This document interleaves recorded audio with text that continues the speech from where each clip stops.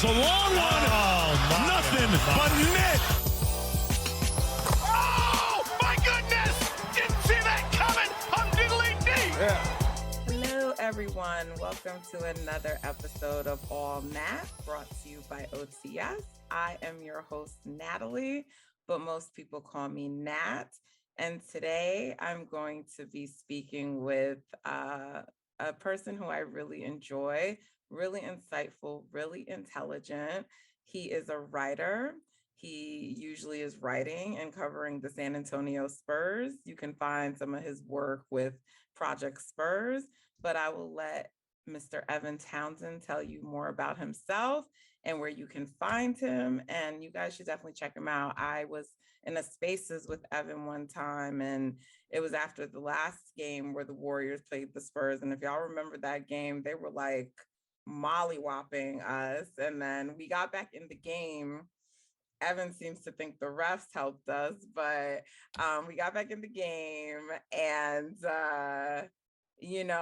but he came into the spaces and gave some really insightful analysis. So I gave him a follow. And since then I've, really enjoyed like his analysis and the way he discusses the game. So he's going to help us talk about, this Warriors matchup with the Spurs this week and just some other headlines around the league. So Evan, thank you for coming and being a guest on the show. Welcome. Thank you. That was a great intro. I really appreciate it. I'm a big fan of your platform. You've been a great follow since I last followed you in December, I think it's been. So yeah, thank you for having me. I haven't driven you away yet.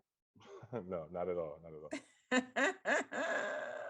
all. Okay, Evan, sticking with me. I know that I'm an acquired taste, so it's all good. I appreciate you. There was a lot happening on the TL today. So you had the football, but under the radar were like a lot of basketball games, and people were not talking about them, but I was paying attention to them. And there's some interesting things I think happening right now in the Western Conference. So like, I think that Denver is going to work their way into being a top 4 seed. I don't know if they can get higher than that. You would need Memphis or the Warriors to start dropping some games.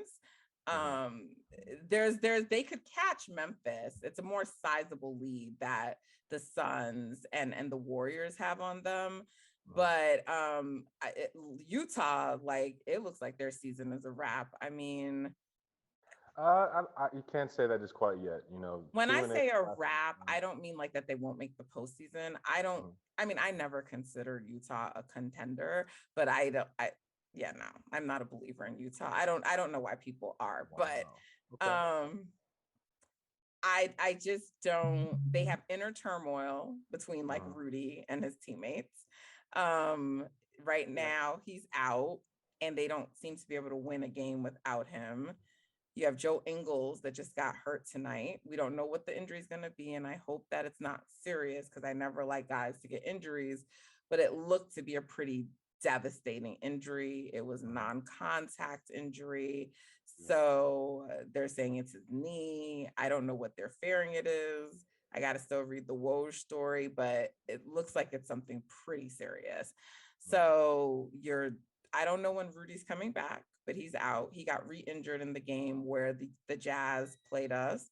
I was at that game, by the way. I went to the Bay and I took a little brief trip there. So I was at that game. We blew them out, but nonetheless, Rudy re-injured himself and he had just gotten back. So Rudy's hurt. They were like I saw something crazy, like they only won 4 games last month, So they're dropping steadily in the standings. They had enough of a cushion that no, I don't think it's going to take them out of the playoffs. But like, I don't think the Jazz want to fall so low and have to be facing like a Warriors or a Phoenix, like in the early rounds. I don't think that's what they want. And so that's what I'm saying. Why I'm saying like their season is kind of like in jeopardy. So that happened. But like I said, like I noticed, I think that means like Denver is probably definitely going to move into top 4. And they have Jamal Murray, who's still going to be coming back. They're right now 1 game, I think, out of 4th. So they're just waiting for Utah to drop another game, which they probably will soon. So that is true. That is true. But I'm looking at the standings right now, and Utah's at the fourth seed, but right behind him is Denver and Dallas at 12. And you Who's know, better team, Denver or Dallas? I think Denver.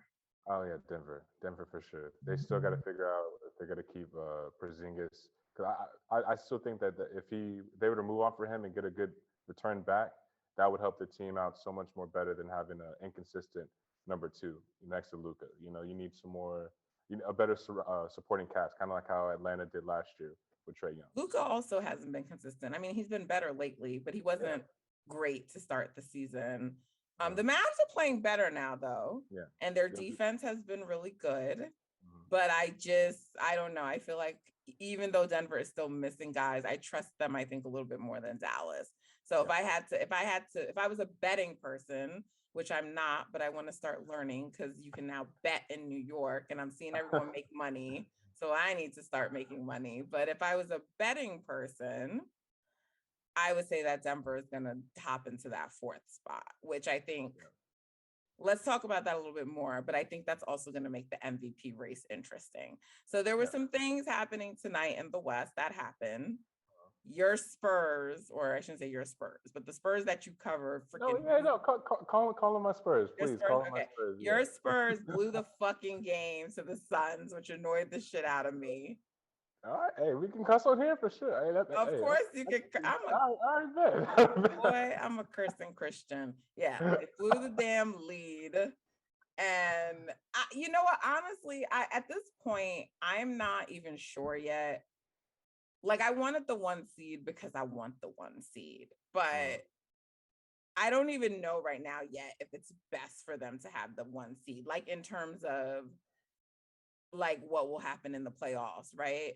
But we won't know that until it gets closer. But I was more interested in the one seed for purposes of like MVP narratives, but not necessarily because I just felt like they had to have the one seed. The Warriors, I'm saying. So the Warriors right now are second. The Suns are first. The Suns and 1 and 2, not just in the West, but in the whole NBA. They have the best two records in the NBA.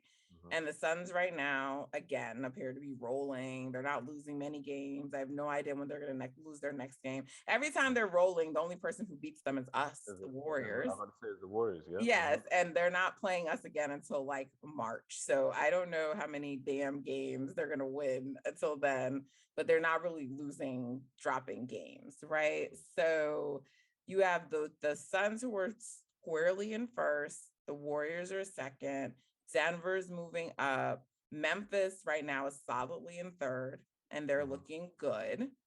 Definitely. So that's like kind of the outlook right now of the Western Conference. And then you have like the lower teams, which like I said, I was telling you before we hopped on that I thought the Spurs might have been like one of those playing teams, but you're of the impression, and you would know better than me, that they are, is it a soft tank or are they just straight up trying to tank, you think?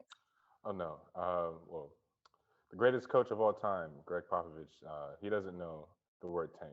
It's not in his vocabulary. The only tank he knows is a military tank. He he's only 7 wins away from the all-time record, and people like to think that this is a pointless record, considering the fact that the regular season wins he already has, and that's already locked, and he's already solidified himself. This past summer with the Olympics, all that kind of good stuff. Every player loves him. That narrative, oh, the old style of Coach Pop doesn't work when Jason Tatum, Zach Levine, and who else were like 0 for 8 to start the game back in the first few games. Remember that in the summer, everyone was like, "Oh, Coach Pop, it should have been another coach coaching this team." Blah blah blah. This is what a prime. This year's a prime example of what a tanking team should do, and look at it as like just to stay competitive, because we're a small market team. Small market is a fringe word I like to use. We're a middle market team. The small markets are like the Orlandos, the OKCs, like the bottom of the barrel, cellar of the league. A lot of players, may think of coming to San Antonio. It's a good weather city. We have the good fiesta culture. A lot of Euro players, maybe I'm not gonna say like Giannis or any of these superstar players coming to free agency over the next few years, may actually consider coming to us because I'm listening. I'm just looking at the standings. if we if we have a good young core with a good coaching staff surrounding a lot of not just a lot of money saved up with cap space, but money to be given to somebody who's needs to What is the prove last free themselves. agent you guys have gotten? Lamarcus? This is Lamarcus Aldridge, but let me get into this. So if this makes sense, if we have the most cap space in the league, and if we're not tanking, but we're losing competitively, giving the young kids, the primos of the world, he got 30 plus minutes tonight. He did fairly well. Joe Weiskamp is on a two-way contract. We're still trying to figure out what's up with him. He's floats between Austin and San Antonio. These guys have to prove themselves. Trey Jones is a second-year player. It feels like he's been here for 3 to 4 years. You know what I'm saying? He was doing good the first three quarters tonight, and then the fourth quarter he kind of shit the bed. You know, he blew a wide open layup. He actually didn't even take the wide open layup.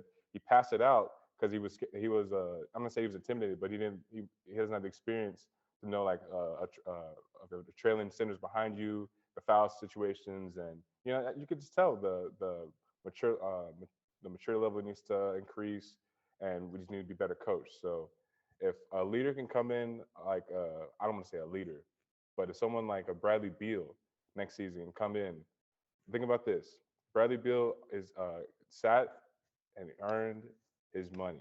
It's getting rough there in Washington. I was in that Washington space when who was it?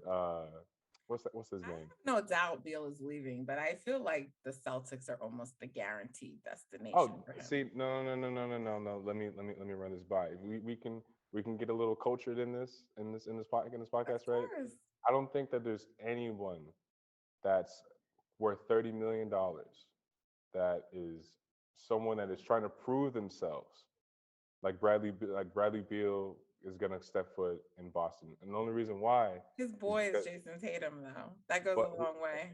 but here's the thing: there's only one ball, and you know Jalen Brown has to get his touches, Tatum has to get his touches, and out of all three of them, none of them are a leader. Yeah, they just need a competent point guard, though, to sort that all out, A, right? So a, I a pass feel like first point guard. it doesn't have to be a great point guard, just a Hmm. competent one. Well, I mean, I like he's not available, but someone like a Rubio, you know what I mean? Um, well, I don't know. Is he available after this year in Cleveland? Rubio, I'm not too sure. I think it may be an expiring deal. It may have one more year left. But What no, was his injury? It was an ACL. I believe so. Yeah. But Okay, so he's not going to be available anyway, but you get what I'm saying. They don't mhm, need, they just need a competent point guard to distribute between those three. and when I was saying with Bradley Beal, he's one of those guys that is worth quote unquote worth $30 million, but has these off nights, and he's a shooting guard that is, trying to solidify himself as not a quote unquote a Hall of Famer, but like Is he? I don't get that impression. I want you to understand this. Remember, I think it was 2 years ago. People were saying, "Oh, Bradley Beal should have made the All Star, blah blah blah." And then the next year, All Star starter, no matter what. It was in Atlanta. Cool, great. If you're, But I think that was about him being like a leader in the scoring title. He ended up losing to Steph, but and, it was about that, I think, and mostly. that was a good race. And at that time, people were saying, "Oh, Bradley Beal is so dominant. He's Russ is looking good." It was the December Yeah, uh, I remember. and it's crazy to think that someone could go from that to a fall from grace to now. And so I'm saying, hey, if you take this meeting in San Antonio, Coach Pop may not be here. There's still a lot of coaches that may want to get back into coaching, may get back in the swing of things, that are just sitting at home, maybe like a Mark Jackson, and just come in San Antonio. Oh, Bradley I Beal think the only thing the Spurs have going for them to get a free agent is Pop. is I Pop, mean, but so if he's not there, I think here's the thing. Coach Pop has done a great job of putting a stamp on of his ways on the league, across the league. Every game that we've played so far, when we play against a former coach, the broadcasting of the opponent team or the opposing team is just like, oh, Ime Udoka has learned so much from Coach Pop, blah blah blah, this and that. And he talks about the press, and what that tells me is that our the coaching staff that we have now, all the assistant coaches, they would solidify that same pedigree, that same mentality, that same But they still got to do that, even if he's affected them. And This is true. But I do see it happening. I do see not in the sense of rebrand, but before these Fiesta jerseys this year and this past year, we've had the worst alternate jerseys for the past decade. If there were to be a rebrand, I'm not saying we have to go completely off the black, silver, and white, but I just something new. You know what I'm saying? If we were to have that, a new coaching staff, not an entirely new coaching staff, but a new leader, I think that a lot of teams can look at us and say, oh, maybe the Spurs aren't that boring, and they do have a good cap situation and no back contracts. If they get maybe above 500 when teams think that we're going to be a 20-30 win team after during the season, maybe I can consider going over there. Kind of like maybe how John Collins is right now. Who knows how that situation is? Pascal Siakam has been linked to the team over the past few weeks. He's signed to the same agency as Josh Primo. So there's a lot of different variables that we still have to figure out. And I can talk about this all day, but I know you're trying to probably move on. We got no, a lot. it's not that. I always find it interesting to talk to people who are fans of other teams, because I'm listening and you're not convincing me at all. I don't think that. That's okay. That's okay. And no, you're right. But I think like you genuinely believe what you're saying, and I believe things about my team, and I'm sure people are like, you're crazy. So it's just always interesting to hear. I think like unless San Antonio gets a trade, I don't really see them getting like like a free agent, an all-star caliber player. Yeah, I mean, definitely not if Pop leaves, no. And I think that if they were gonna be like a team that was appealing, I think they need to be more like how the Suns were the year right before Chris Paul came, right? Like if you were actually paying attention to the Suns, because people overcredit Chris Paul a little bit and they're just like, oh, he took this team from like oblivion to where they are, which is kind of bullshit. Like he elevates the team, no doubt. I'm not saying he doesn't, but if you were paying attention to the Suns that year before he came, you would have known that like probably but for DeAndre Ayton being out, like being suspended like a large portion of that season, they likely would have been a playoff team anyway. I believe that they went 8-0 in the bubble. Crazy, yeah. Yeah, they were a good team, and I think that Chris Paul knew they were a good team because Chris Paul is a really, really smart player. So he knew that like going there, would be good, and like that they could be a better team. And, Monty was there, they have the history. So I think like a player like with DeJounte Murray being there, and he's obviously kind of made a little name, not a little name, but he's made a name for himself. And I think people are like paying attention to him, and you have a Pop. So I think that I get what you're saying, but I think that they have to be winning a little bit more. Like I feel like right now they're outside of even the play-in spot, but they can get there. But we're one game out. We're one game out playing right now. So one game I believe so. you're one game. one spot out, but I don't think you're one game out. A few games back. Gotcha. From the Blazers, who now have kind of started winning, and what's his name? Out of nowhere, and I did not see that coming. Literally, I'm not gonna call that CJ McCollum injury fake. I think he had like a lung situation a couple months ago. He came back quicker than expected. He recorded this podcast literally the next day, and then all the Dame stuff came out, and now Dame goes out right after CJ comes back. It's just. And then Anthony Simon starts going off. Looks like the right Simon. That's who I was thinking of. So he's been balling, and the thing about it is like the Spurs kind of started like having a period where they were playing really well too, and I was like, oh, the Spurs are like coming up. Like not that like I don't look at the Spurs and think they are what their record is. I do actually think you guys are a decent team. Like. Yeah, so the Blazers are a little surprising to me. You also have BI playing pretty well, and the Pelicans right there. So I don't know who's gonna get that number 10 spot. The Lakers also continue to lose, so who knows? But I kind of think that that number 10 spot is going to be between Portland, San Antonio, or the Pelicans. Don't count out Sacramento just quite yet I because am. if they can get a good haul in return from for Buddy Hield, Bagley, and even what's this Holmes, they can get a return from him. They're trying to ship him. If they were to keep De'Aaron Fox, Tyrese Because Halliburton, De'Aaron Fox doesn't want to be there. That's why I think that they're not going to do anything. is that like 100% confirmed, or Yeah, is he he hates being there. is He that does. under the table money just not worth it anymore? Is He does he not want to be in Sacramento no more. I well? don't think getting new players is going to change that. And when you have a mm. disgruntled star, I think that makes it hard to like Is turn he things around. disgruntled? I don't think I wouldn't call it disgruntled just quite yet. If he were to come out and say something, if or the press, or maybe there's a story looming He's over the next given 4 or lots 5 of cues in his Yeah, interviews and the way he talks. I think it's pretty yeah. obvious. I want him to be back in Houston alongside Jalen Green. De'Aaron Fox was a side. I forgot which. I think it was Cy Fair. I'm not mistaken. He his highlight tape before he went to Kentucky was insane. Him, Jalen Green, maybe kept KBJ as a 6 man. That would be a great, exciting, high flying backcourt.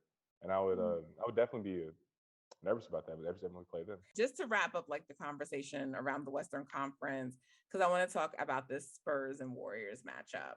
But before we started the podcast, we were talking about because the Spurs lost to the Suns tonight, and you guys were missing DeJounte, Derek White, and who else?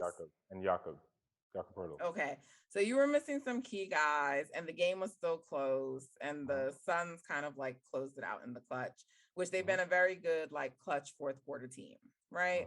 And so you made a comment saying like, yeah, I mean, for us to still be in it against the best team in the league, and I was just like, I had I was triggered by that, and I said, team with the best record, which is different than being the best team in the league. You had to say that. All right, for sure. Okay. Well, no, I had to because I just, I understand that, and I'm not saying you, but I understand that many in the media are enamored with the short man on Phoenix. And I understand that they are playing great basketball, and I also understand that they're a very good team.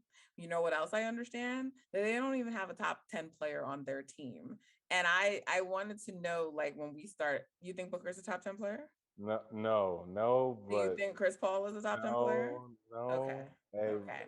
So when's the last time a team won without a top 10 player on the team? Really, when's the last time a team won with someone who wasn't a top 5 player on the team? That's a good question. I'll have to do some research. I have no idea. And it's the Detroit Pistons. And people will bring up the Spurs like you guys, right?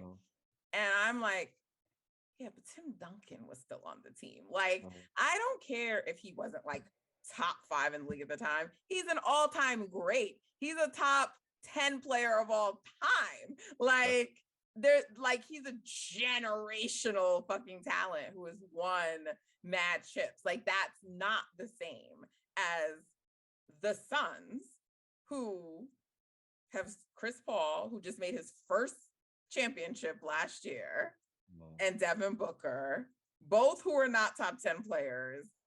And we're saying like they're going to win it all. When has that happened? When have you not needed one of those dudes? Last year, what happened? Giannis came in there and shut them the hell down, right? Is that not what happened? With one leg, yes. With one leg. The man had a hyper extended freaking knee and shut them down. They won a couple of games and then that's it. It was a wrap. You know why? Because the Bucks have that guy, right? Like you need one of those guys. And Booker and Chris Paul are both guards. Like, do you know how hard it is? Smaller guards. How tall is Book? What is he? 6'5"? 6'6", yeah. Okay, so he's not so small, but Chris Paul is, right? And it's just like Stephen Curry is like him and Isaiah Thomas are the only like small guards to do. Like, I don't understand why people think NBA history is going to be defined with the Suns. I really don't. I don't understand it. And that's why I also don't believe in the Jazz. I mean, I never believed in them, but that's why I never believed in them.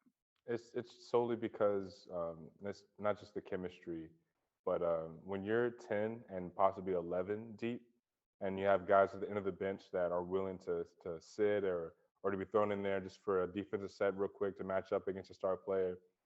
They before Dario Saric was hurt, the Suns were playing really good basketball, None and of that shit matters in the postseason. and while this is true, you know you play against who your opponent is, and if you have 10 people ready to go, fresh legs, know the game plan, know each other's just game down pack. Everyone's intangibles, everyone's locked in, versus a team with maybe someone who's 9, 8 deep, and then a guy who's at the end of the bench is now getting playoff minutes because someone's hurt.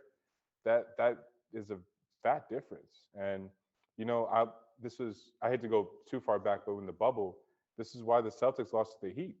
The Heat were a really good coach team.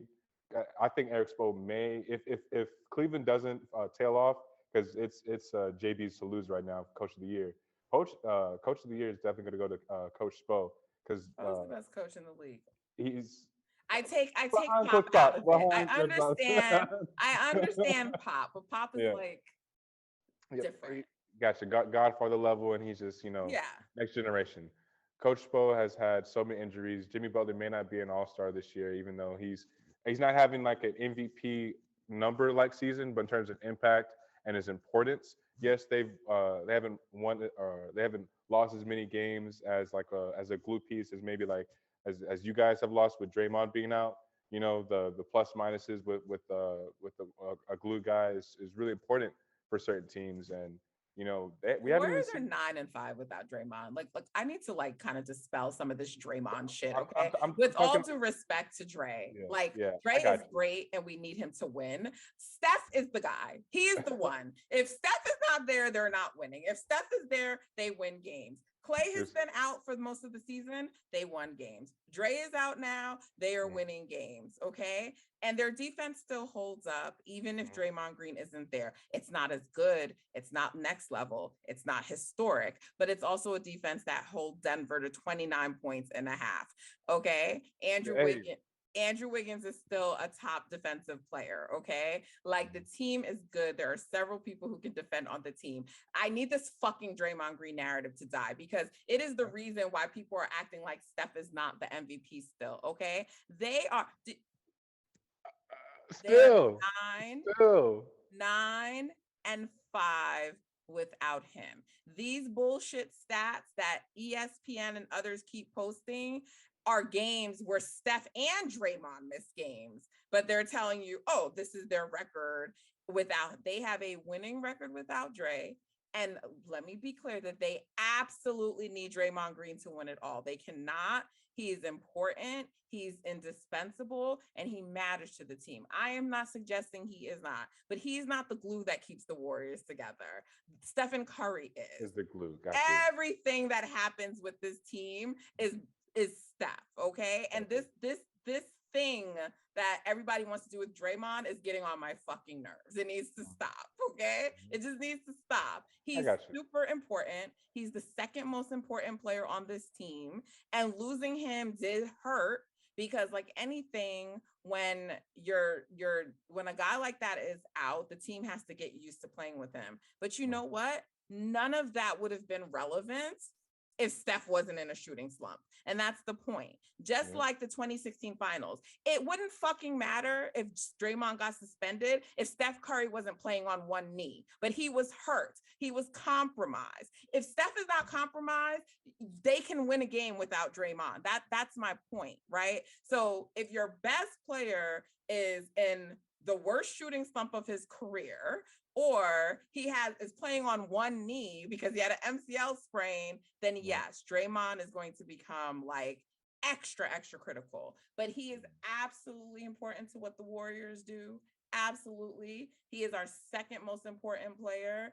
His defensive energy that he brings, he gets the team hype. He also will not let a lot of shit keep going on that Steph will allow to go on. Like, you're not going to see multiple possessions on the court where Steph doesn't touch the ball. That's the kind of shit that happens when Draymond is out. And that also doesn't help for him to get back into rhythm and stuff like that. But it's just this, they're winning still. And they're winning because of Stephen Curry, no matter how he's shooting. And all the numbers show that. Their net rating with him on versus off is insane. It's up there with all the other MVPs. And even in the fucking shooting slump, that net rating has still been the same, okay? You want to know who's losing games but is the MVP, I'm told? Giannis. They have lost 8 of their last 14 games, but he's putting up stats, okay? This is the shit I'm talking about. Narratives. I need people to, I'm sorry, but I'm so tired of this. I'm tired of this. Jokic is there winning games without Jamal Murray. He should be in the MVP conversation. And now the fact that they're about to be a top 4 seed, before I wasn't trying to entertain Jokic. I'm like, they're at the bottom of the league. I'm not trying to entertain them, but he's about to have his team as a top 4 seed. Okay. Embiid is winning without Ben Simmons. Okay. They deserve to be in the MVP conversation. He's out right now. He's hurt. Kevin Durant should not be in the MVP conversation. They haven't even beat a fucking top team when he was there. Not one top team. They split with the Sixers and went 1-1. They have lost to every other top team, but he should be in the MVP conversation. I don't understand this. I don't understand that. He had a good stretch. Yeah, against the Orlando Magic. I don't care. They were bottom feeding teams. Oh man, who did he drop 50 on? It was Detroit, Who right? Cares? Who cares? They didn't beat the Memphis Grizzlies. They didn't beat us. They didn't beat the Phoenix Suns. They did not beat the Bucks. They literally did. They didn't beat the Bulls. They did not beat any of the top teams. How is he the MVP? Why is he in the conversation? And when they're the 5th seed and Kyrie's playing a majority of the games, watch out, because they're gonna be on a tear. I know a tear. No. When James Harden is what he's doing. This is my bold prediction. When Kyrie plays every other game. This is my bold prediction. You ready? The Nets are gonna have a 2-3 weeks to assess okay, who's going to be out of the playoffs, who's going to be in, and who do we want to play against. I think there may be going to be only 3 or 4 games where all 3 of them play together. You saw LaMarcus Aldridge just got hurt, right? Yes, I know. The Nets are not good. They're talented. They're not good. I don't know why you guys keep talking about them like they are. They're the second tier of championship contenders. The first tier is the Warriors, the Suns, and I would say the Bucks at the moment. Now, let me ask a question. Why do people talk about the Warriors like they've been whole all season? Steph, Dre, and Clay have yet to play a minute on the court together. Okay. I just said that they're the top of the top. No, but I'm just saying. So they're the top of the top, right? But the Suns, they've had some games where they missed Book and Ayton has been out. So I don't want to take that away from them, right? But people always talk about all these other teams oh yeah, and they'll knock the Warriors. And I'm like, the Warriors didn't have Clay for almost half the season. He came back around 38, 39 games, something like that. The day he comes back, Draymond goes out. And they still have the second best record in the league. So you have Dre who has to come back, all 3 who have to play together. Why are people thinking that any other team is better than the Warriors? I don't understand this. All I got to say is when you have a team that matches up well against them. Who's that? Which team is that? A fairly good coach. There's a good. We can talk about this a lot for all Oh, night. let's But talk about it. Which team is it? there's Which like team there's is like the one that there's like matches up with them? Well, there's like 3 or 4 teams that match up well against which the Warriors. ones? The Bucks, the Heat, the Suns, and I would say Utah, but I can't say Utah at the moment anymore. The Suns. We've beaten the Suns the last 3 out of 4 games we've played them, dating back to last season when Steph was on the court with Michael Mulder. How does that team match up with us? Well, I'm so confused. We've won 3 of the last 4, and one of those games included a game where Draymond Green and Klay Thompson did not play on Christmas Day. Listen. Where's the matchup well part? When I've never used this phrase before, I'm pretty sure I might get some heckling DMs, but there's this new trend going on with defensive oriented players who quote unquote lock up opposing stars, and Mikael Jail was the originator. Is that what he did? You know, he didn't like listen. That's what he did. Okay. Listen. All I'm gonna say. But how did they win? He's locking up Steph all these games, and they still were able to win. No. I didn't say that. But all I'm saying is that when you have a guy like that who's ready to go, and you are 9, 10, and possibly 11 deep, you're gonna cause trouble to. He locked him up the way that white boy did in Cleveland that everyone talks about. The one that went to the hospital and needed oxygen after chasing Steph around. But no doubt. I listen. You can't knock it's on. It's been Mikael. It's been the one on Philly. It's been all these people. Nobody is locking up Steph. Like Steph is in a shooting slump. No one is locking up Steph. That this thing is not happening. Like we need to stop making up stuff. In the playoffs, all I'm saying is that there will be you know what locking up Steph means? Locking up Steph means you were sending traps and doubles and you were taking the ball out of his hands. How did Kyrie look the other night when that was happening to him? Because Kevin Durant wasn't on the court and LeBron James wasn't on the court. Did he not shoot 2 for 7 in the fourth quarter? He wasn't doing so well. His final stats were good.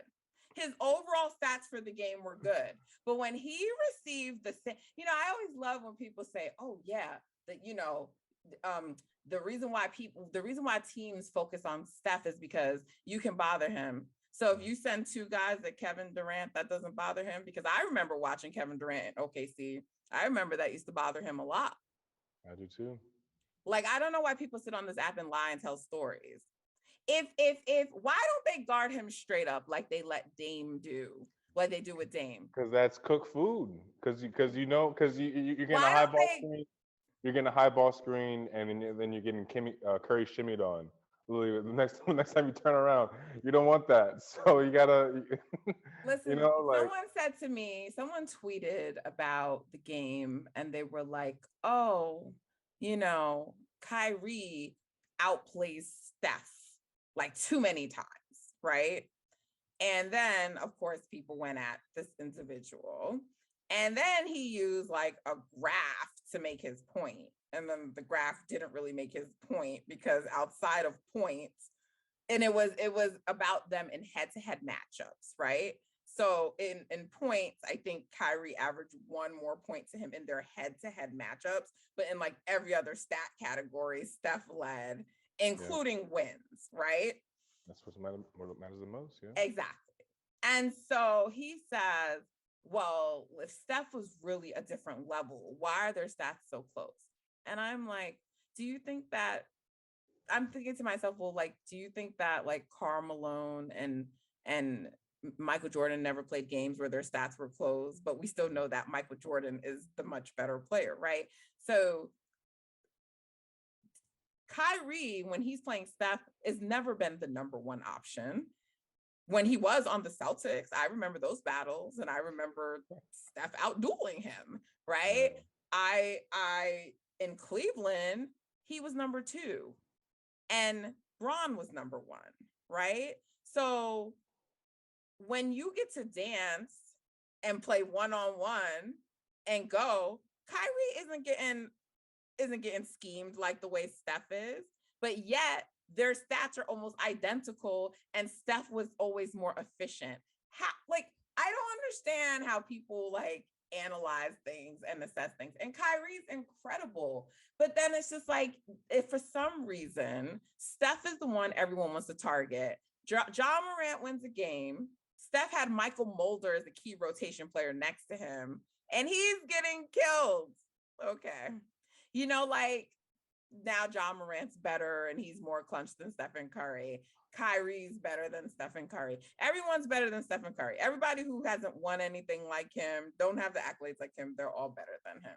And now other people are MVPs who have the Bucks have a losing record right now in their last 14 games. Out of 14 games, they have won 6 of them. They have a losing record. And you know what has happened during that time? Giannis has moved up in the MVP standings. He's moved up. It's because his stats back him up. I don't have him right in front of me, but how do stats back you up when you're losing? How is that valuable to the team? It's I mean, when you're having more points and rebounds than you're then the next guy in line. So what's more valuable? Because I mean, but Steph's stats back him up too. Like his impact, his net rating is still higher than Giannis's. So, but one player's team is winning, and the other player's team is losing. So who is more valuable? I just found it. So this isn't 100% accurate. I think this is like maybe a week or two old. But Giannis was averaging 27, 11. I don't care about that. No. Well, I'm not sure if you could see it, but this was what? Yeah, this was 2 weeks ago, and the graphic was Kevin Durant, Steph Curry, Giannis, and Jokic. Right? There's no Embiid. This is right before Embiid was on that crazy run, right? Giannis was averaging 27, 11 and a half, 6 off of 60% true shooting. Everyone has the same true shooting, but Steph Curry has way less points, rebounds, obviously, and then Jokic has 26, 13, 7. Let me ask a question. Who has more wins? At the very moment, Steph Curry did, and then who still has more wins right now? Steph Curry. So like I can't give him the stamp of he's tier 1 right now. I can't give him. No, that. I'm not asking you to give him the stamp, but why is getting stats and losing more valuable than being inefficient and winning? And what I'm saying is it would be different if you're saying that the Warriors are winning in spite of Steph, but they're literally still winning because of him. Yeah, and it's just so back to what I was saying, like by Bradley Beal. Bradley Beal was never really getting MVP. This was last season. Was not really getting MVP consideration, but he was the most unstoppable player for 2 months. Right? But his net rating was nothing like Steph's. And not only that, but they knew that team wasn't going to be taken seriously, right? Everyone knew that there would be like a fringe playing team. So you take like Steph Curry is the one pull off from the crowd. So imagine Steph Curry here, and this is the rest of the field, right? Let's say Jason Tatum, Kevin Durant. They were having great seasons last year. Not as efficient, not as more important as like a team leader. But if they were to be out, the team would be not abysmal, but they would be way worse than if Steph Curry was out. That's just how people like. No, like that's how not people. True. I know, but that's how the people. Warriors went 2-7 last year without Steph. That's how people viewed it, though. They like see how he's the one outsider. The rest of the field. No, I don't think people think that the Warriors can win without Steph. No, but what I'm trying to say is that he's the one example that people just forget about. So there's Giannis, there's Jokic, there's even. But I don't care about what people forget about. Embiid. MVP voters are supposed to be smarter. They're supposed to understand, right? So the Warriors are still winning because of Steph. You know that, right? And people honestly just don't want Steph to get all these accolades. They don't. But I'm just saying, I'm asking you, know that the Warriors are still winning because of Steph, right?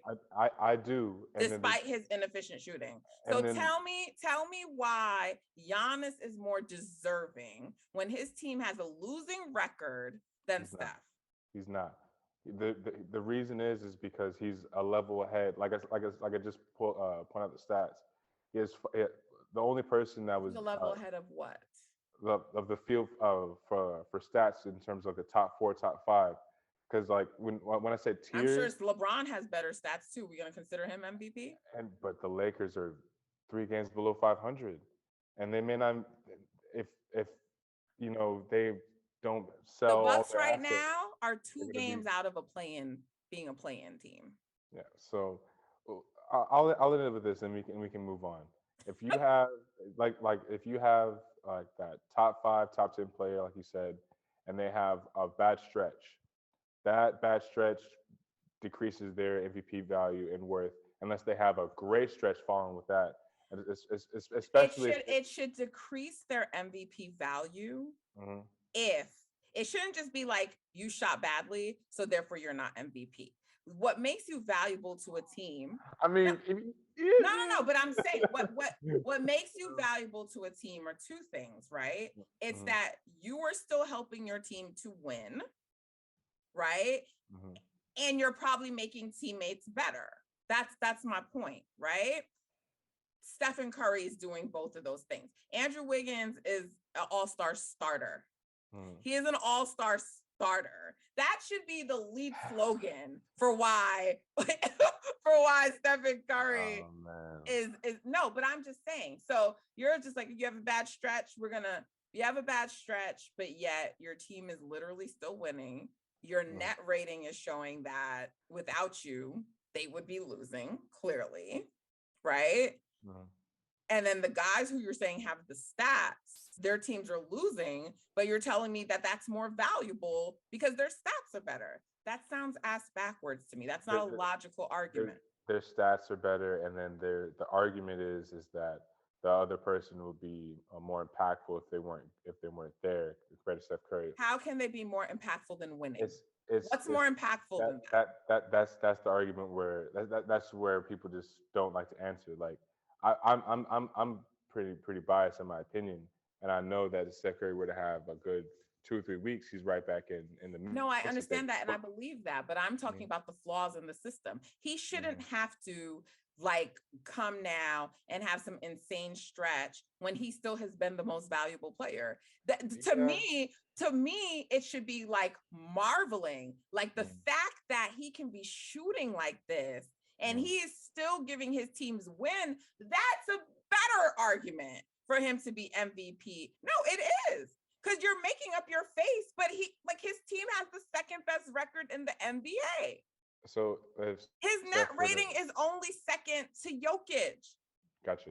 Let me ask you this: if Steph were to be, I'm just gonna make up a stat line. If he were to have, let's say a good game, a good average Steph Curry game, uh, 25, 26 points, 7 and 7, right, or 5 and 5, right, and good shooting, good percentage, right, and then at the other game, every other game, it's poor. It's Evan, 60 I gotta points. tell you, I truly don't believe anything is more valuable than winning. Like all this other shit doesn't matter to me. I Last got you. year, I never made any arguments that Steph should be MVP. You know why? Because the team was at the fucking bottom of the standings. So you're making your face up to me, but I didn't.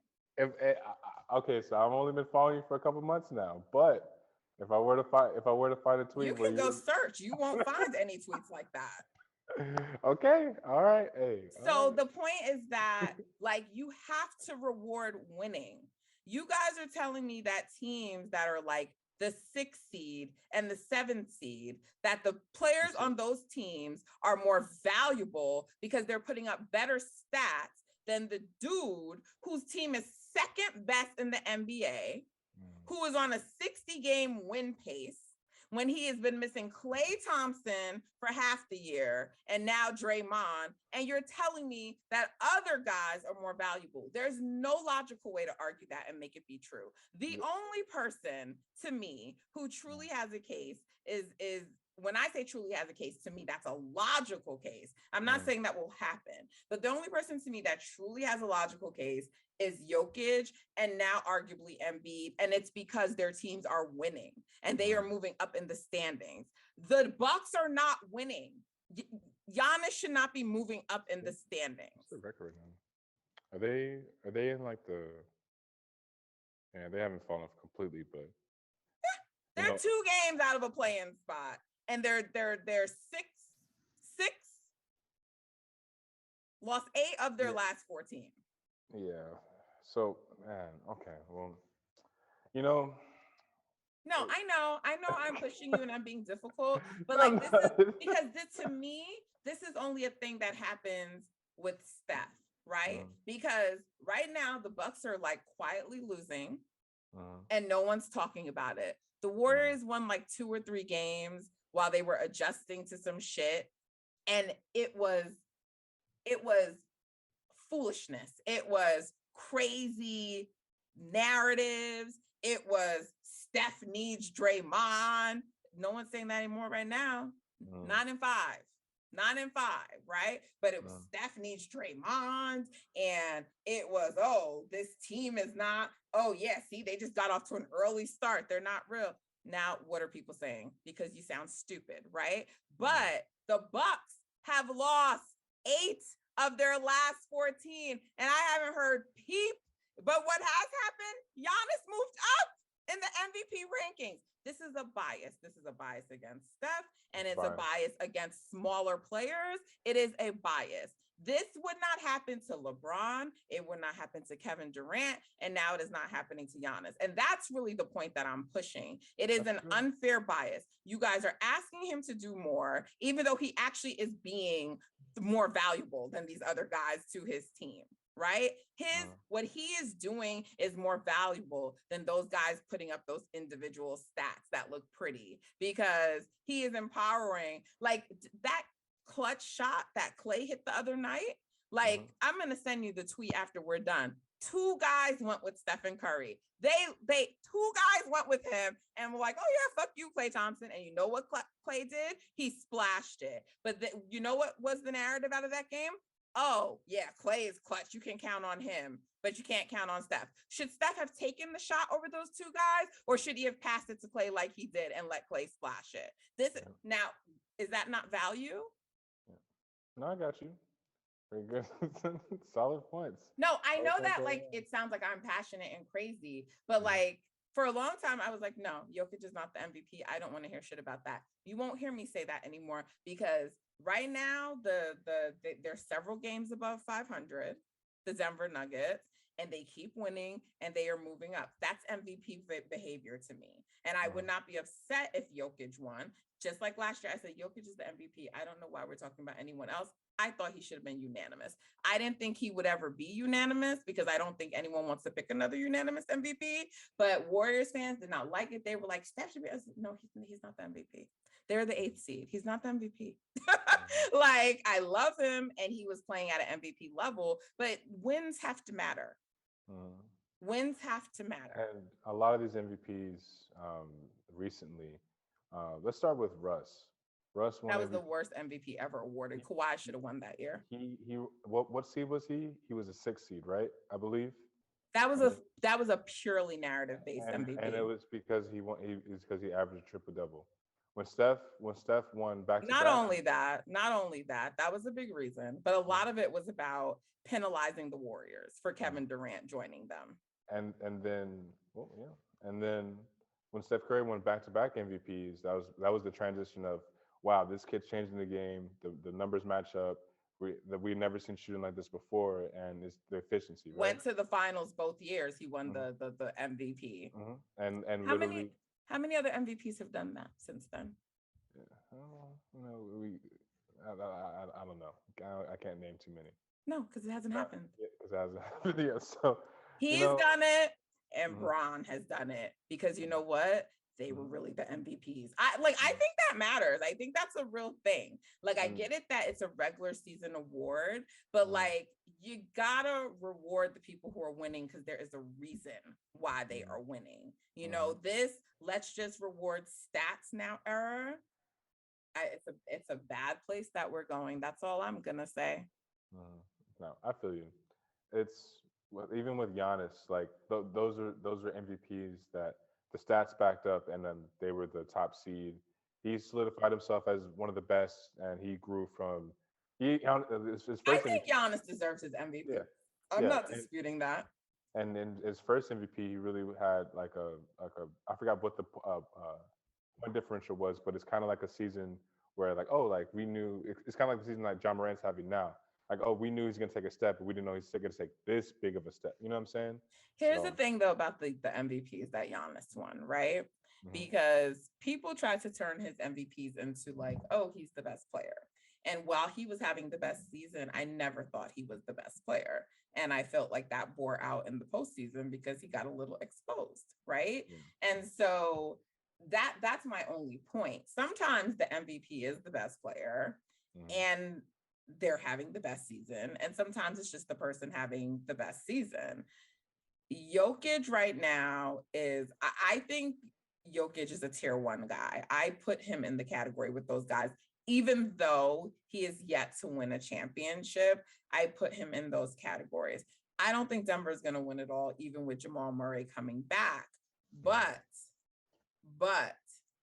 the fact that he has this team with the squad he has, with Jamal Murray being out, and they're about to be a top 4 seed, that's pretty impressive. That's pretty impressive.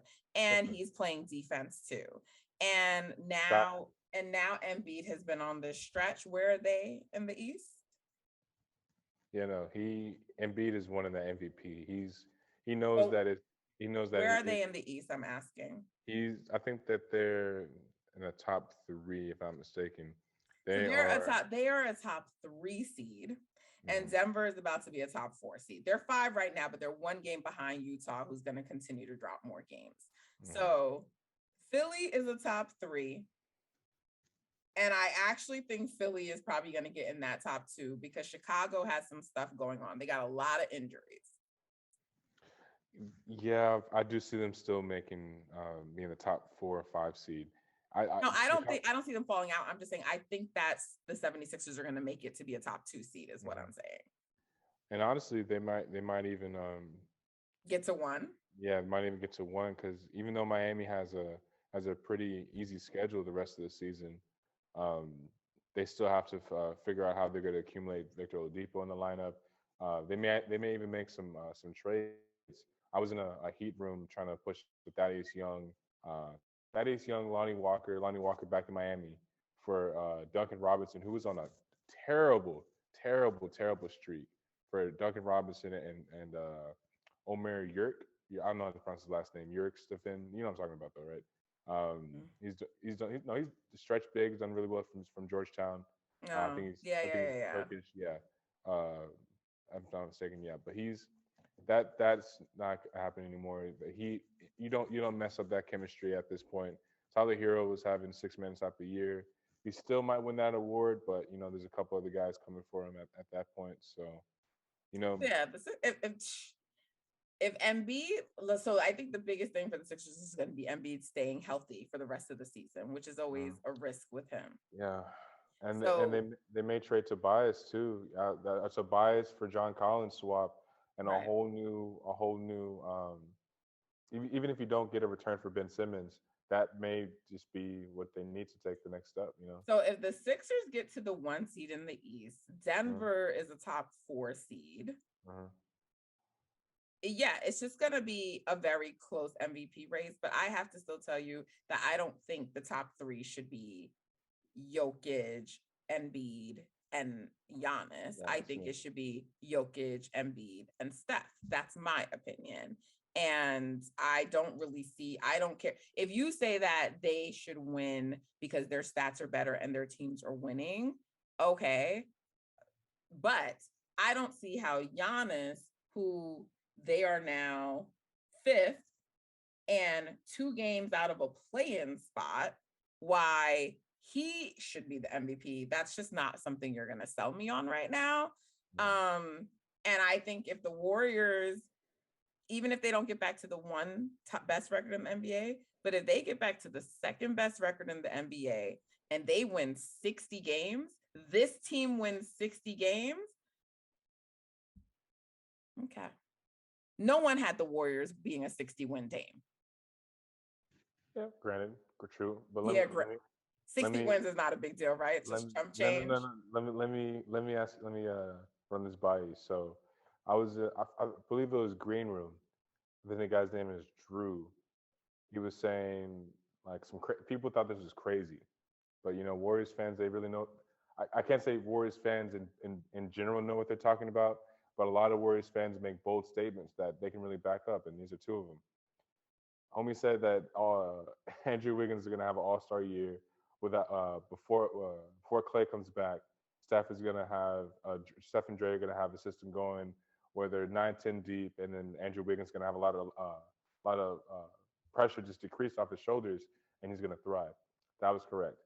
He said Jordan Poole is better than Jordan Clarkson, or as valuable as Sixth Man of the Year Jordan Clarkson. The start of the year when the Warriors were on that run, Jordan Poole was I'm not gonna say a six man numbers, but in terms of importance Well, and he wasn't a sixth man anyway because he was yeah. starting. Mhm. Jordan Poole's been important. He's also Mhm. been inconsistent, kind of like Jordan Clarkson. So Yeah, it's not exactly. it's not to take away what anybody's doing. I'm not even trying to say that Steph doesn't have help. What I'm saying is there is a reason why coming into the season, no one thought the Warriors would be a 60-win team. This Mhm. random person that you're talking about doesn't matter to me because the masses, the general media, the majority had some people had them as a play-in team again. Some Yeah. people had them as very low wins. You guys don't get to revise history now because they're doing well. The reason why you thought that is because we understand who the talent level is that is playing with Steph, right? And so now when they are winning and they have a chance to be a 60-win team, we don't get to just act like, oh, well, he has Andrew Wiggins and he has this person, he has that person. Because Andrew Wiggins is also the same player that said, I've never been more open in my career. Why is Andrew Wiggins more open in his career? Why is that? He's in a good situation. He's not in Minnesota. He's not. I forgot. Draymond Green is the reason why he's more open. He has more space. It's because of Dre. It's because of the system. I can't give sole credit to Draymond Green, but Shouldn't be giving any credit to Draymond Green. I'm trying to lead you and you're not with me. It's because of Stephen Curry, okay? If anybody has more space on the court, why does that happen?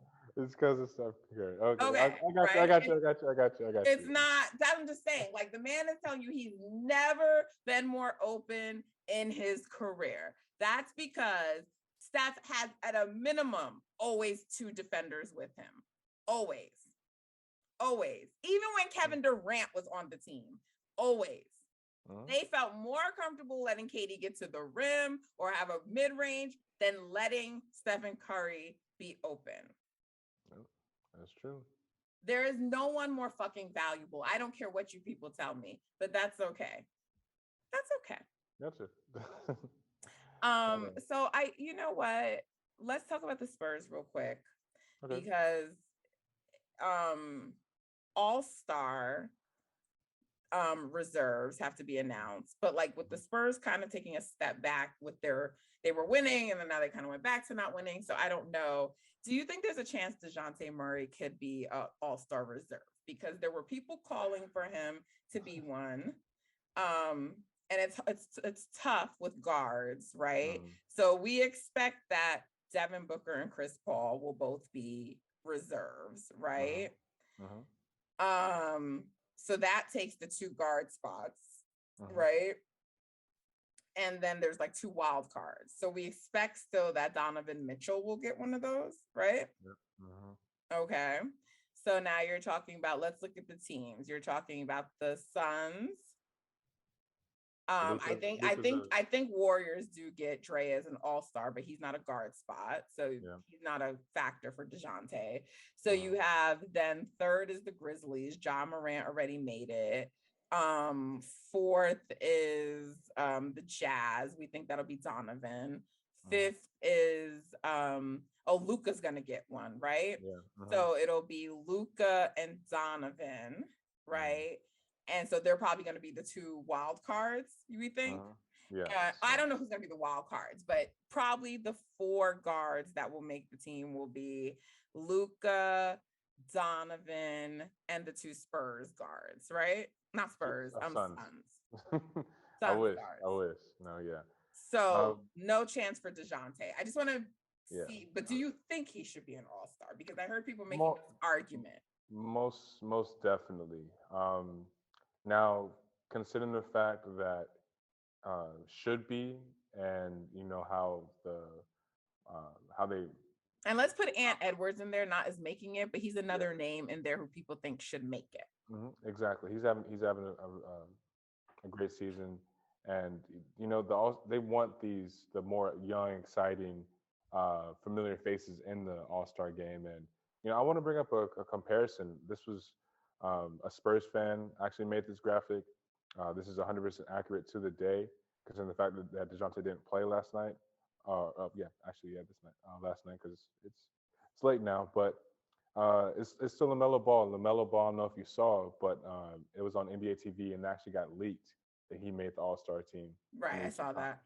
So LaMelo and DeJounte are both averaging identical 19.4 points per game.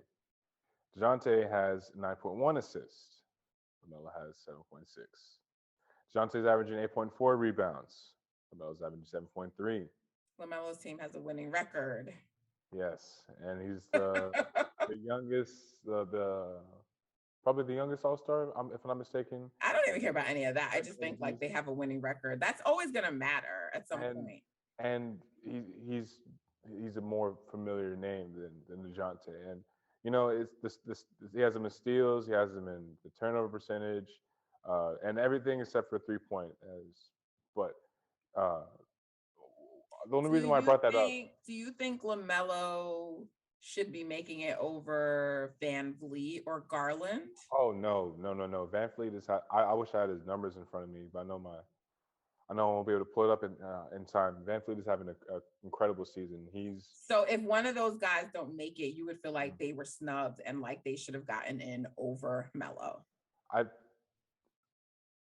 Oh yeah, for sure, definitely. So do you think that out of the guys we named, Chris Paul, Devin Booker, Donovan Mitchell, and Luka, do you think DeJounte should make it over any of those guys? No, I do think that if they were to go positionless, DeJounte would make it in.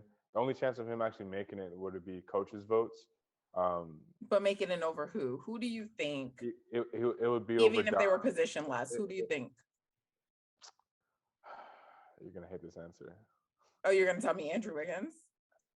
Yeah, y'all love to focus on Andrew Wiggins. No, DeJounte Murray is not having a better season than Andrew Wiggins. You're delusional. I don't want to argue too much about it, but like, there's no argument.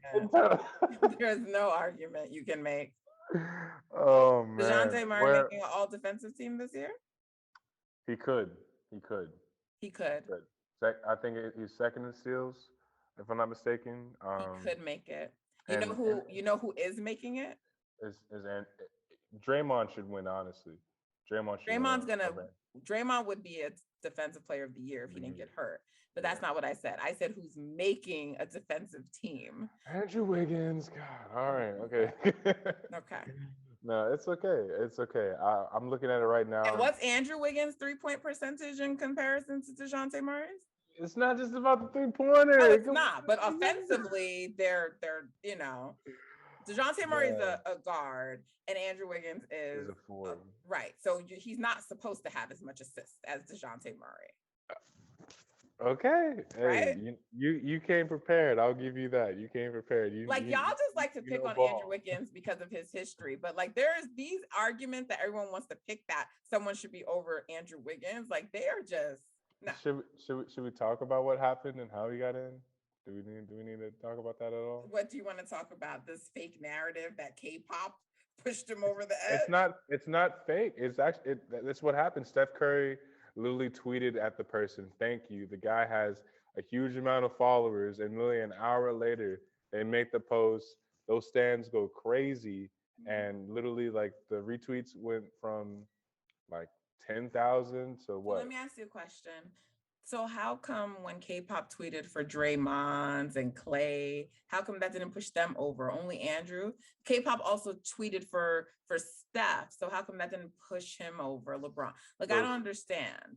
So How come Devin Booker's girlfriend, who has like 10 times the following of K-pop, how come she didn't make Devin Booker an all-star?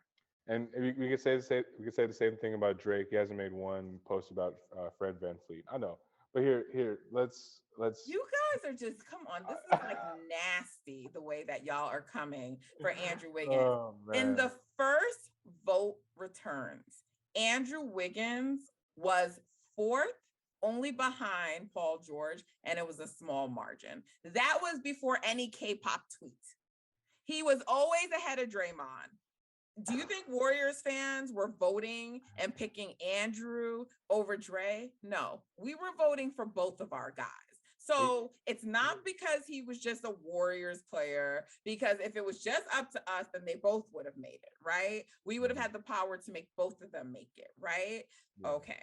If it was K-pop, then the effect would have been the same for every player that K-pop tweeted for on the Warriors. And guess what? They did it for Steph, they did it for Clay, they did it for Dre, and they did it for Andrew. All I gotta say is that there are bots out there, and yeah, the bots were helping LeBron, your boy. No, they were helping your boy. I was gonna say, like, LeBron. The bots were not helping Andrew Wiggins. LeBron definitely has bots, as he has. I'm happy to hear a LeBron stan admit that, because his I'm fans. I'm not a stan. A LeBron fan, because his fans were coming for me, and they were acting like I'm MAGA and I'm Donald Trump, and I'm saying that and I'm just like, there are literal LeBron fans right now touting that they created bot accounts and saying y'all should have did that too. So I'm not saying that the bots are I understand who LeBron James, and I understand that he's obviously a very, very popular player, and I understand who he is. But the way people talk, I'm like, you guys know that when LeBron was in Cleveland, there were more than 1 year that Steph beat him in all-star voting. Going to the Lakers really helped him, because you're combining bronze star power and what he brings with the biggest fan base that there is. It was always going to be an uphill battle. I don't care that Steph isn't captain, but we also don't need to lie and say that people didn't create bot accounts, because that did happen. But K-pop is not the reason Andrew Wiggins got it. And let's also be clear that it is the reason he got it, but the effect of K-pop didn't really. It is because listen, I had to pull up. But he was winning. He was winning before the K-pop votes. That's my point. He had the lead before the K-pop votes. And and if that didn't come out, I don't think that would have solidified him staying as a starter. Okay. So fine, he wouldn't have been a starter, but you're saying DeJounte Murray deserved a spot over him. Where did DeJounte Murray? No, I don't want to say over him per se. Okay, DeJounte Murray, can you tell me where he finished in the media ranking? I'm looking at it right now, and it is 5 media ranking. And DeJounte Murray was 5th. For guards. For guards. Yeah. Okay. So that means that based on what the media thinks, he wouldn't be an all-star, because there's only 4 guard spots, and he was 5th. Okay. And fan vote, he was 12. And where did he finish among player votes? Player rank 6. Okay. You know where Andrew finished with the players? 5. You know where Andrew finished with the media? 6. Okay. How many front court spots are there? 6. So that means that even if he wasn't a starter, that every vote category felt that Andrew Wiggins should be an all-star this year. And that's considered a lock. I'll give you that. Good job. I got you. Well, I'm a lawyer. I get paid to debate. shout out to you. People should stop trying to debate me. Hey, I should have came more prepared. All I have to end with the DeJounte All-Star train that is soon to end and soon to be derailed is, this is his first year as a leader. It's not just a 1A situation. He's not the only leader. It's really Derek White helping him. And I'll get into their nicknames and what their future is together. But DeJounte has honestly put in a top three case for most improved player. If he stays healthy, he could be a defensive second team. I don't think he's gonna be first team, but he's always gonna be in the mix of the first and second team the rest of his career. And if this makes it easier for people to understand why Dejounte isn't getting a lot of media recognition, not just because he's on the Spurs, but this is something I had to look up my tape on because I had no idea he was this athletic and this bouncy. Literally before he tore his ACL, I'm not gonna say John Wall and Russell Westbrook athletic slam John Morant, but he would try and get up there and try and slam with the best of them and try and propel propel himself because his wingspan is super long. Um, Literally, he just seemed like he was just gliding across the court, and DeJounte's great. He's a and then great player. when he came back, literally it's all slowed down, more of like a Luca pace, Euro style pace, and a lot of those dunks and finishes at the rim are just layups and fillets and in last minute dump downs to Jakob Pertl. You know what I'm saying? So he's not going to get those flashy step backs. He's not going to get anything top 10 play. I think he only has maybe one top 10 play, and it was because Trey Young slipped a few years ago. I don't think you remember that. So, you I know, do. yeah. So So, I mean, I don't think DeJounte deserves to be an all-star this year, but I thought that was like a cute narrative. mm, I think he's a very good player. I think being a guard all-star in the West is very hard, and you have to be having like a remarkable season and or like your team needs to be like at the top. And I don't think that he checks the box in either category. I think he's having a very good season, and maybe next year will be a John Morant type season. I don't know. So will he be playing? Will you guys have all your guys playing us when Golden State comes to town? Tuesday is going to be a huge question mark. So realistically, Zach Collins uh, is the only person that isn't injured that is questionable. He's on a G League assignment. He might be brought back up, but we have a full roster, and if we don't have if Derek White is still out to rest, Jakob Poeltl has some lower back soreness right now, and Dejounte has a left knee contusion. That's what it's reported. We're going to bring a lot of our G League guys up, the Weisskamp, Devontae Kaycock, and maybe even Eric Coleman. He got a 10-day with the Heat, and he's back with us now. We got his rights, and we just want to see what some So of our who are young the guys question marks though? Like of like your main got. guys though. It's Derek White, Jakob Poeltl, Dejounte, and Are they KBD. hurt? Why are they Um, questions?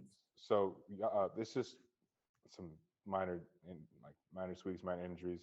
Like I said, Dejounte left knee contusion, Jakob Poeltl some lower back soreness, and Derek White has just been getting beat up. And like I said beforehand, I'm I might as well say it. Derek White is in trade talks right now. There is some speculation that if you're about to go on a road trip and you are actually not only I dead hear time, you, but that's going to be a home game for you guys. yeah, yeah. And it's not a back to back for you guys, is it? We do play the Heat in a makeup game. Let me see what date is that. I believe it may be. If not a back to back, we play the day before that. Yeah, we play. Yeah, it's not a back to back. Not a back to back. Thank God. We play Sunday. Okay. So it's a back to back for the Warriors. They'll be coming from Houston. Mhm. And that means that Klay Thompson, if Klay plays in Houston, then he won't be playing. Mhm. And I don't know the answer to that. And we're recording before I know the answer to that. So let's assume, though, I don't know which team Kerr is going to view as like the team to have Klay for. But probably us. Hopefully us. and I don't know if Otto has not been playing back to backs, but he did recently once for the first time. So I don't know if they've eliminated that rule for Otto or if he's going to be like, okay, we have Klay one game and Otto another. So I don't really know what to expect.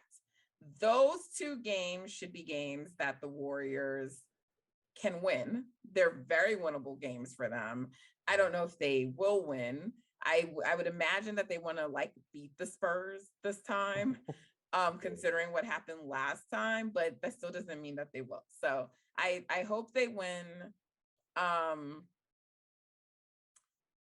I just know the Spurs are going to play well. I just know Houston's going to play well. Like, this is what people do against the Warriors. Like, people still treat them like they are the Warriors, yeah. And that they're still a very good team, but people get up for the Warriors like they're the defending champions, you know, like exactly. People, that's how people treat them. And that's respect. That shows you their greatness and their cachet. But it's just like, bro, like, can you guys treat us sometimes like with the Portland Trailblazers? Like, calm down. You know, everyone's making threes and splashing and the defense is, you know. So I don't know. But I don't know.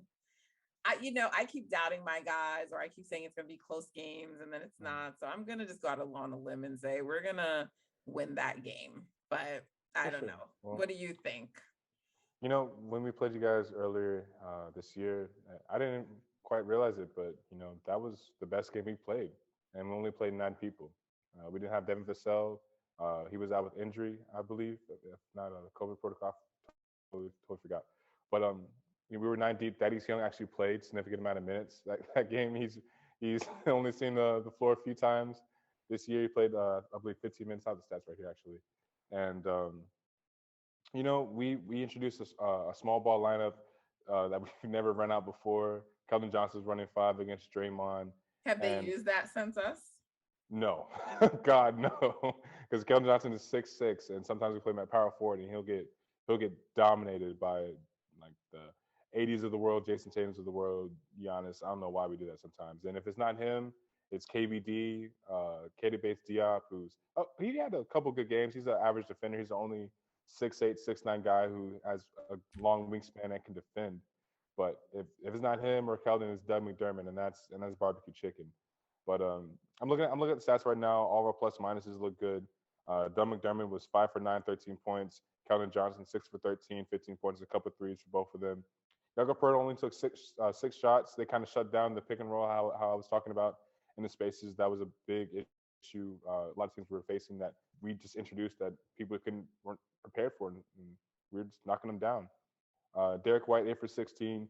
He doesn't really take that many shots often, but whenever there's no Devin Vassell, he's kind of our second unit killer with Lonnie Walker. When he's starting off slow, Derek White definitely takes more shots. And DeJounte was 10 for 21 with 23 points. Should have had a triple-double. A lot of these assists that he was dishing out were kind of just rim outs. And so I mean, the game will look completely different. It will still be a back-to-back. When we played that time, it was a back-to-back again. But Draymond won't be there. But Clay will maybe be there. We just don't know. So I don't really know what to expect in that game, to be honest, because it's just because I don't really know who's going to be playing. And it sounds like with the Spurs, it's also like a toss-up. So it's kind of hard to talk like matchups and, you know, like the end game, because we don't really have all the information. But if you had to predict who's going to win that game, what's your prediction? And we have no idea. But you know, if Clay doesn't play, Draymond doesn't play, and if our guys come back, it's going to be a close game, and it just all depends on the not just the bench unit, but the fluidity of both teams and how bad they both want it. I have to say the Spurs will win this game. I'm not going to just say, the Warriors, all that going on there. No, I got to represent my squad. So okay. I say we win. I'll say we'll cover. For safety. But Steph Curry is bound.